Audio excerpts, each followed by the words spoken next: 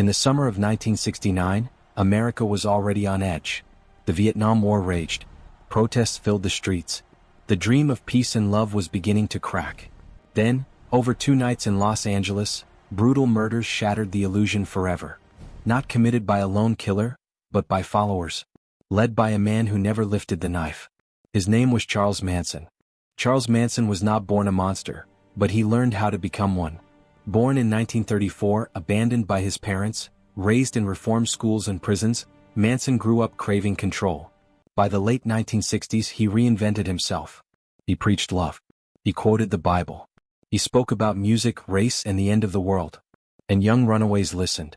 They called themselves the family. They lived together on the edge of society, drugs, free love, absolute obedience. To them, Manson wasn't just a leader. He was a prophet. Manson believed in something he called Helter, Skelter. He claimed an apocalyptic race war was coming, one he could survive and rule afterward. To start it, blood had to be spilled. And it had to look random, terrifying, symbolic. Inside the home were 5 people. Sharon Tate, 26 years old, pregnant, actress, wife of director Roman Polanski. Jay Sebring, celebrity hairstylist. Abigail Folger, coffee heiress. Wojciech Frykowski, writer. Stephen Parent, an 18-year-old visiting the caretaker. Just after midnight, Manson sent 4 followers. Tex Watson, Susan Atkins, Patricia Krenwinkel, and Linda Kasabian. Their instructions were simple. Do exactly as I told you. Stephen Parent was shot first, caught trying to leave. Inside the house, chaos exploded. Victims begged. They pleaded for their lives. Sharon Tate begged for her unborn child. There was no mercy. By morning, 5 people were dead. The word pig was written in blood on the door. Los Angeles woke up in terror. One night wasn't enough. Manson wanted more fear. This time he went with them. The target, Leno and Rosemary LaBianca, a wealthy couple in their home. Manson tied them up, then left. His followers finished the job, stabbing them dozens of times. Again, messages were written in blood. Rise. Death to pigs. Helter Skelter. The city was paralyzed. Police had no suspects. No clear motive.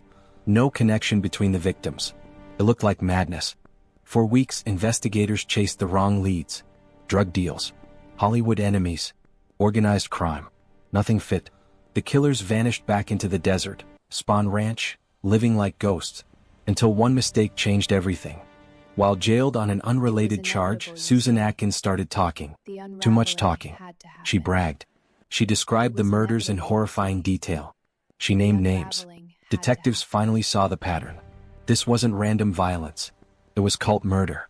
And at the center of it all, Charles Manson. The trial began in 1970 and became a media circus. Manson carved an X into his forehead. Later it became a swastika. His followers shaved their heads. They sang outside the courthouse.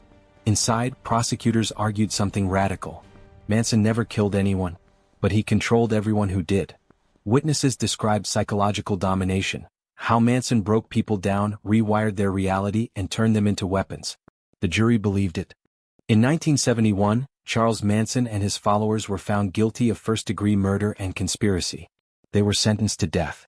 Later, California abolished the death penalty. Their sentences became life in prison. Manson would never walk free. Charles Manson died in prison in 2017. But his shadow remains. Because the most terrifying part of this story isn't the knives, or the blood, or the messages written on the walls. It's this. Charles Manson proved that evil doesn't always pull the trigger. Sometimes, it convinces others to do it for him.